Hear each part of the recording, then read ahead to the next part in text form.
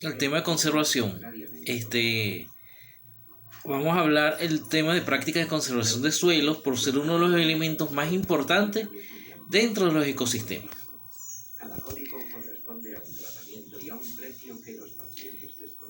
Una de las cosas importantes es que en las condiciones tropicales, debido a las altas temperaturas, la precipitación, los procesos formadores de suelo que ustedes vieron en Génesis ocurren rápidamente, y estos son potenciados por la actividad antrópica, más cuando existe la eliminación de la cobertura vegetal y se favorecen los procesos erosivos, causando la pérdida de la capa arable y por ende la merma en la productividad de las tierras. Dado a eso, hay que hacer algunas prácticas de conservación cuyo objetivo es mantener y mejorar la fertilidad química y física del suelo. Yo agregaría biológica, hacer un mejor uso posible de las tierras, tanto en función de la calidad de la misma, el capital que se invierte y el trabajo, mantener la degradación dentro de los márgenes de tolerancia, proteger al suelo frente al impacto de la lluvia, considerando que la erosión es el principal factor de degradación del suelo, retardar el escurrimiento y la erosión eólica. Aquí tenemos un ejemplo de erosión hídrica, uno de los problemas más graves que ocurren en nuestros ecosistemas. Tenemos procesos de erosión eólica muy común en las zonas áridas y en algunas zonas donde la mecanización destruye totalmente la estructura del suelo, caso de la ajonjolí. Y para ello hay que hacer algunas prácticas de conservación del suelo, algunas mecánicas basadas en construcción de obras de infraestructura, algunas físicas para el control de cárcavas y drenaje, como están las zajas de ladera, las barreras de piedra, las terrazas individuales, las terrazas angostas, los canales de desagüe, las terrazas de banco y los diques de recuperación.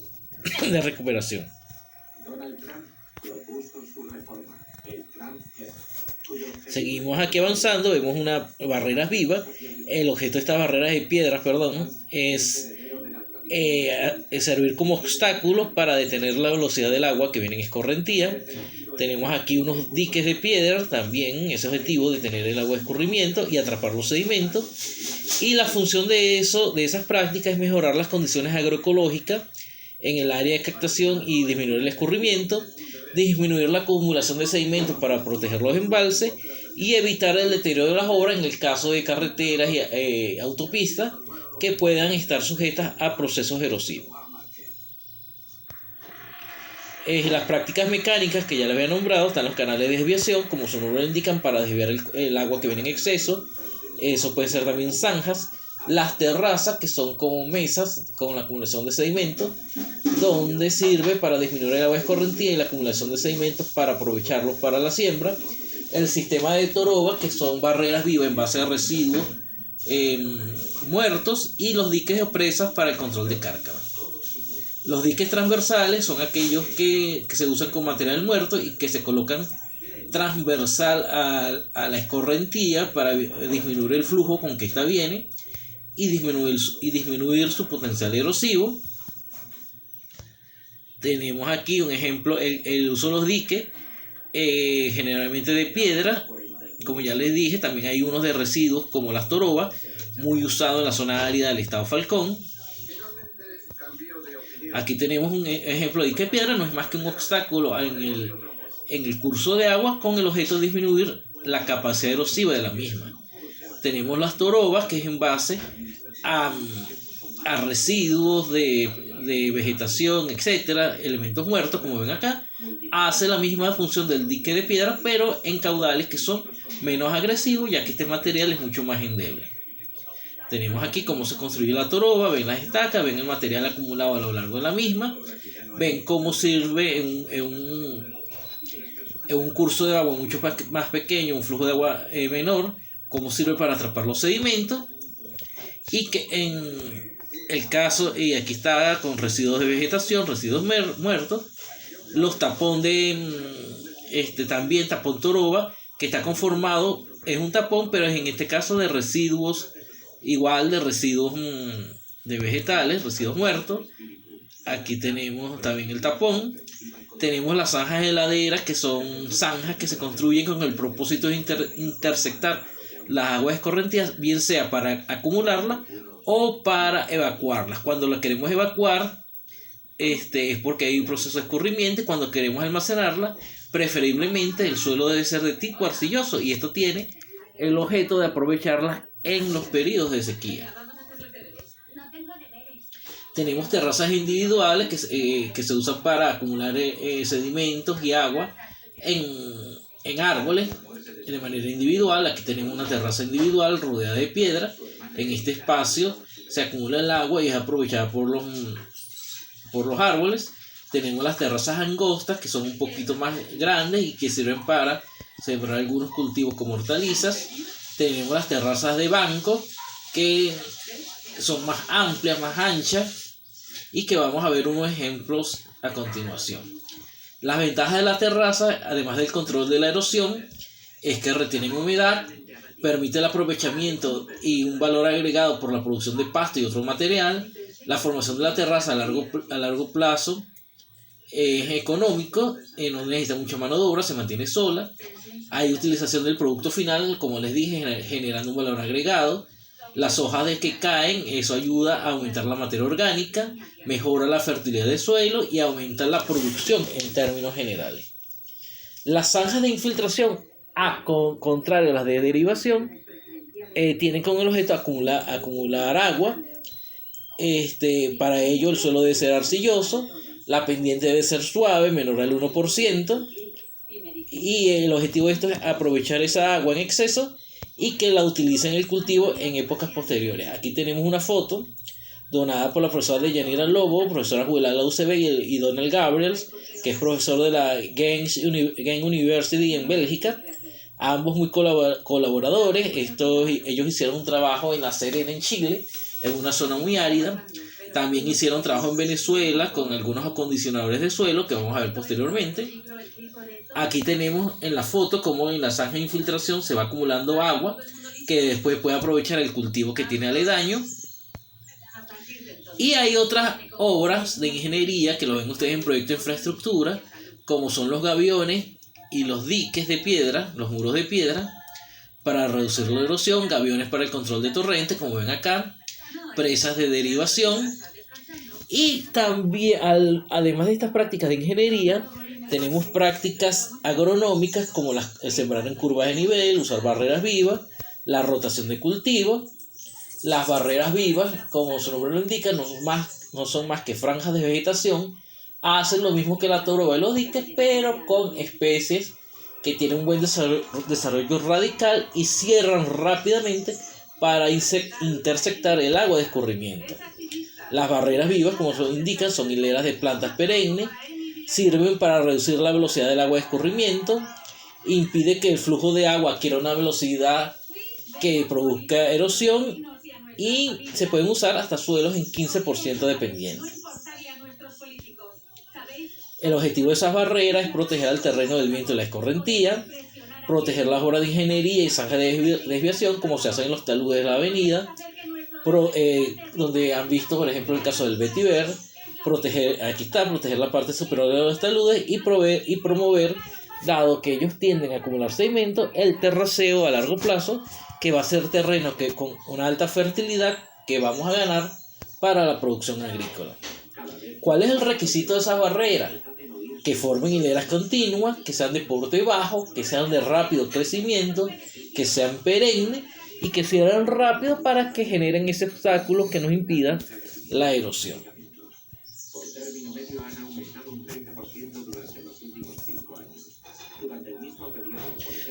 Pueden haber barreras perpendiculares al viento para evitar el barro de la capa límite, pueden haber barreras en curvas de nivel y barreras en contorno con cierta pendiente.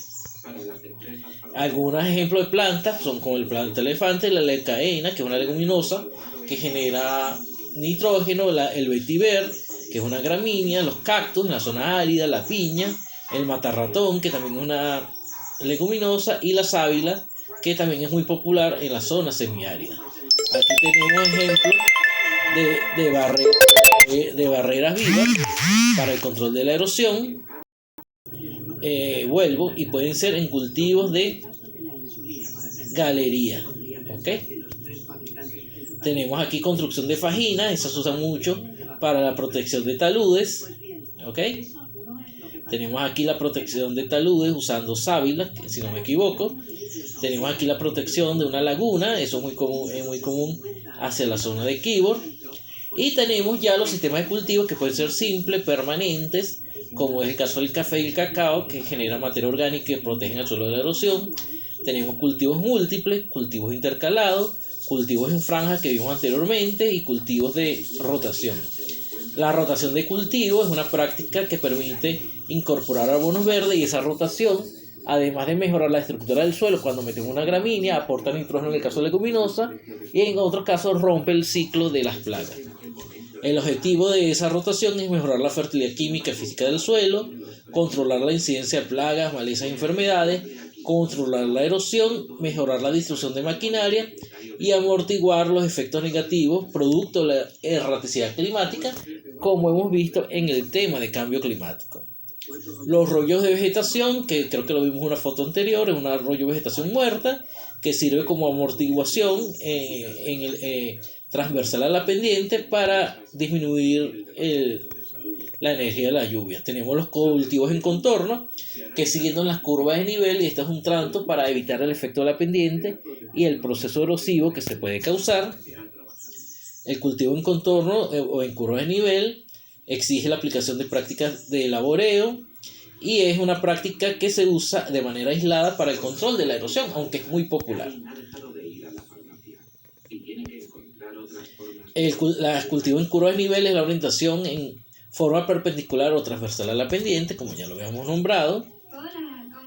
Y además de estas prácticas agronómicas, hay prácticas culturales cuyo objeto es aumentar la densidad de siembra, más vegetación, más protección frente al impacto de la gota de lluvia, mejorar la estructura del suelo con la aplicación, por ejemplo, de calcio.